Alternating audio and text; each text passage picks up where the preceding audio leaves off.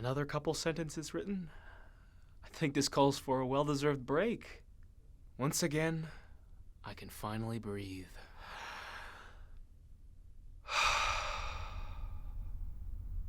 Have you ever been to a Chili's with those iPads at each table so those parents can quiet their snotty little kids long enough to throw back a couple happy hour mimosas? Those kids clutch onto their tablets like their life depends on their high score in Temple Run. You'd lose a finger if you tried to take that tablet away from them. So those kids grow up with an iPad always by their side. God, isn't it terrifying? The iPad kids are in college now and they have not changed one bit. I mean, what have these devices made us? Can I just stop looking at my goddamn computer for 10 seconds so I can just think about who I am without it?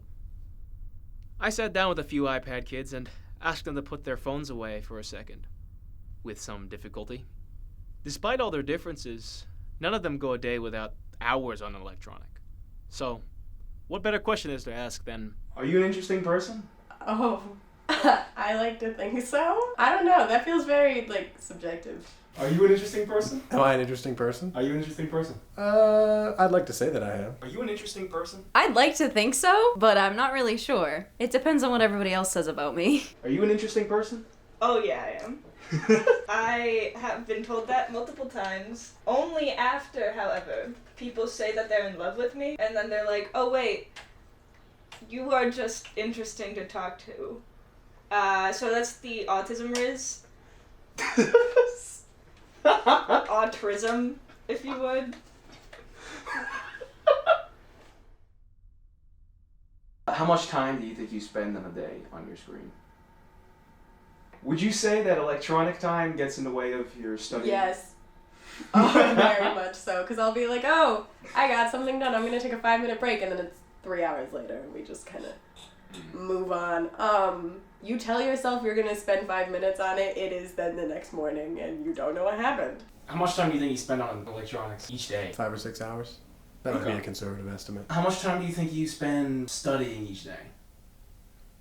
Not much. Electronics get in the way of that? Yes. I mean, my screen time over break was 9 hours. When I'm at school, it's 6 hours. I usually go right on TikTok as soon as I wake up because I don't like getting out of bed in the morning, so I'll just be on my phone and kind of scroll. Sometimes it's 30 minutes, sometimes it could be an hour and a half. It depends on when I want to get up and when I feel like I'm done being on my phone. Does it get in the way of work? Yes. Always. It does. It always gets in the way. I'll have to delete Snap and TikTok or put limits on my phone. I have to delete them so that I don't go on them. It's bad. It's really bad. How do you usually spend your time on electronics? Video games, all day. Video games? Yes. I've been playing them since I was 4. I grew up watching my dad play Call of Duty, and that was basically the entirety of my childhood, was watching him kill zombies and COD zombies. How much time do you would say you spend a day on electronics? All day. Tori, biology major. How often do you play the game Wordle? Daily, that's the point. Wordle, Global, those are daily. Octordle, I've been going back and playing all the previous days, so that's I solidly have spent 2 hours a day playing Octordle lately. What? It's where it's Wordle, but it's 8 at once, and so you have to solve all 8 of them in parallel. I've only done 50 of the 470 days. I would get up, I would do the Wordle, and then I'd get up and start my day, and it was a very nice constant for me. Every day, the one thing I can rely on going right that day is that there's going to be a Wordle. So if Wordle ever shuts down, it's going to be really detrimental. Are there any other mobile apps that you just can't stop playing? Pokemon Go. My chicken game, I don't play that often actually. So just those. Other than that, I haven't really been playing a lot of games. Dating apps are my new favorite video games. Tinder and Hinge. I don't really use Hinge though, so mostly just Tinder. Is there something about Tinder that... It's just easy. It feels like a video game. It's just mindless. There's not much thought that goes into it. I'm bad at responding to messages, so really I just swipe, and then every 15th person to message me, I'll just somehow hold a conversation with them, and then we'll go from there. Hinge felt like more work. It's a more dating forward instead of just hangout forward. Why do you think you use the apps? I don't like talking to people. So last year I just started using it to like fill a void of like attention, feeling like I had connection with other human beings, and then it just kind of, I fell into the habit of it. I have not met that many people not on the apps, I'm gonna be so honest. Of the people that I've like been intimate with, a majority are from apps, but I'd say I probably felt more connected to a lot of the people from the apps than people I've met through like parties or other settings. So you think in general that the dating app has just had a positive influence? Yeah, I also think it's helped a lot with my confidence, which I know is like horrible to say, but I think just it's helped me kind of see myself in a different light, because I did not have very good confidence ever, and then having other people like kind of boost my ego, I guess, helped me to sound so bad, and I know it's bad. I think just like, I don't know how to word this, my lifestyle has made me a lot more comfortable with my like physical self on top of my personality, which has also helped, because now I'm not as terrified of like being perceived by people. Do you think dating apps are an effective way to reach your personal relationship goals? I mean, I don't know. I think actually I don't think they help you reach your personal relationship goals, but I feel like for me at least they have helped me figure out what those goals are more than I would have if I didn't have them, just because looking at certain like behaviors and stuff that I value versus ones that I don't like has helped me kind of figure out what I'm looking for in a potential relationship. Do you think it ever could help you reach those goals? Maybe. If I got better taste in men, it might. Neck. Film major. Yuck. Yeah, Goodfellas. Directed by Martin Scorsese, released 1990, 2 hours, 25 minutes, 18 seconds. Good. Big fan of Goodfellas. I've probably seen that over 40 times. I've seen it twice in a theater. I think the first time I watched it I was 12. So maybe a little young. Yeah, that was one of the movies that just sort of made me realize what movies could be. Scorsese is my favorite director. Goodfellas, Casino, Departed, Wolf of Wall Street, Irishman, Taxi Driver, of course. It's all good stuff. I'm a big fan of The Sopranos. That's definitely my favorite show of all time. I've seen the entire series 5 times. Well, if you do the math on that, it's 86 episodes. And each episode is give or take an hour. So 86 episodes, 86 hours times 5 times. A lot of hours. I've watched 430 hours of The Sopranos.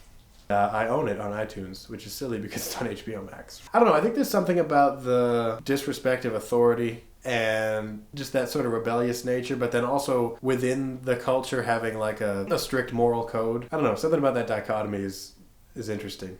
Do you think there's a connection at all with the music you listen to? No. In my like earlier and like middle teen years, those were more of like a part of who I am, and now it's just like, I like those movies, but now I identify a lot more with the music I listen to, and that's more a part of who I am. I think ever since COVID, I started a little like, well, big actually, a lot of like self-growth personally that went on in my life. I sort of like flipped totally the other way, and clearly now I have long hair, and I'm like a, hey man, kind of guy, and that was not at all who I was. It was when you started listening to the Pearl Jam. It changed me. Do you think you're more connected to music now than you are to film? It's fun. Sounds funny because of what my major is, but yeah, I do. So, I'll think about song lyrics all day long. Most of my life is just filtered through songs. My favorite band is Pearl Jam. So a lot of Pearl Jam, yeah. Oh. Also like Green Day. Really? And Metallica. Wow. My 3 favorites. Can you play the guitar for me? Sure. I wasn't expecting this. I'm excited.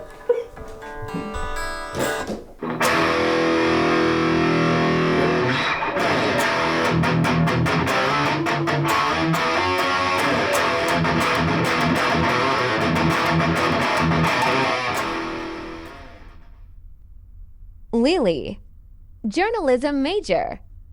I post a lot on my private stories. I'll take pictures with my friends when I go out and I'll post on my main story. But on my private stories, I have like 3 of them. I have a music story, I have a small private story that is all of my like sporadic thoughts throughout the day. And then I have my main private story that is just like things that I would post on my main story, but I wouldn't. It's mostly just my friends and I like just fucking around and doing stuff. How often do you post on all of them? It's never not had content on them. So it's always something. It's always something. My private stories, like, it's very rare when I don't have something posted. Snapchat is like, I'm always posting my thoughts and things. Wow, Snapchat. It's just easy.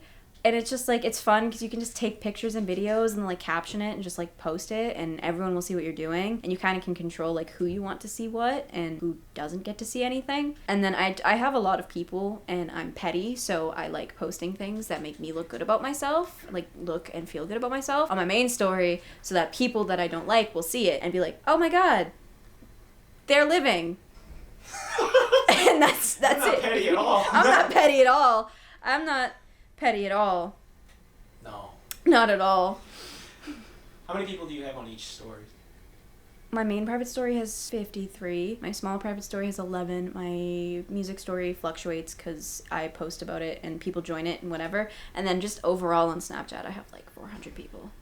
Why do you think you post? Aside from being petty, I think it's just funny to post about like the stupid shit that my friends do, whatever we're doing, or like just my random thoughts. I think it's funny to kind of like tell people, because so instead of having to text them, it's just on the story so everyone can see it, instead of me having to like text people individually if I like have something I want to say. So it's an easy way to just tell everyone Yeah, what's yeah. going on in your day. Yeah. And I like to complain, so I complain a lot, and people will see it and they'll like respond to it, and it's just funny.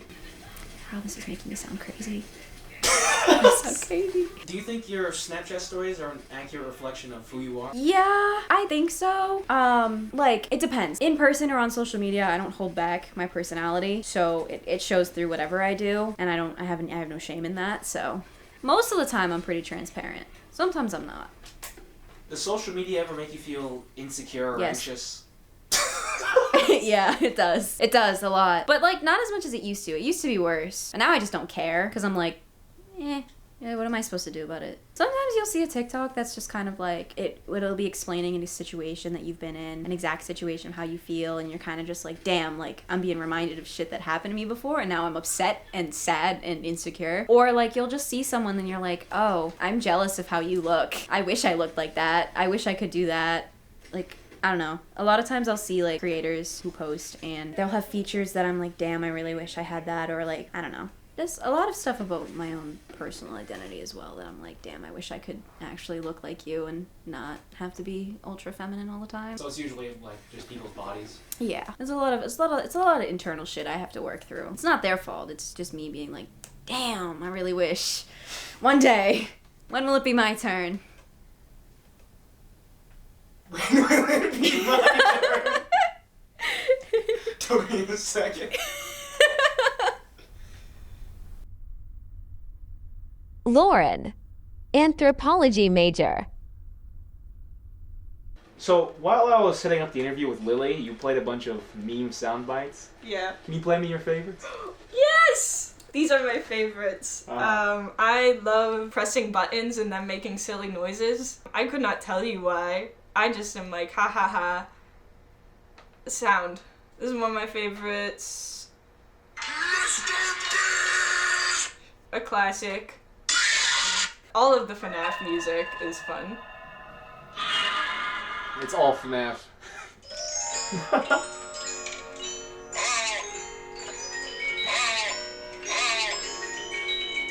And the reason I got a soundboard is so I could do the Vine Boom whenever.